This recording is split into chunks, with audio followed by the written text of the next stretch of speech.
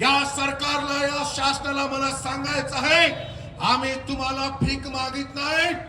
या देशासाठी, या महाराष्ट्रातील आमच्या समाजाने रक्त सांडलेलं आहे.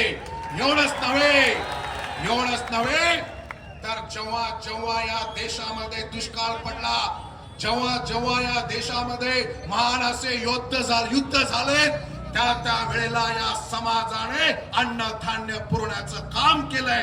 आमचं अन्नधान्य खाऊन जिवंत ठेवण्याचं काम या देशातील लोकांना, या समाजाने केलं. लक्षात ठेवा, जेव्हा जेव्हा या भारत देशामध्ये युद्ध झाले, तेव्हा तेव्हा या समाजाने शस्त्र पुरवण्याचं काम केलंय.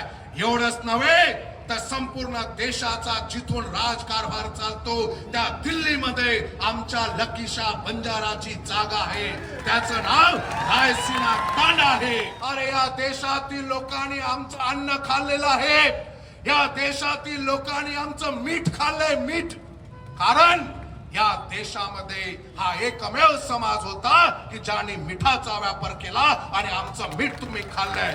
आणि तुम्हाला माहित आहे, ज्याचं खावं मीठ त्याच्याशी रावण नीट, नाही तर सगळं उलट सुलट करून टाकू. लक्षात घ्या.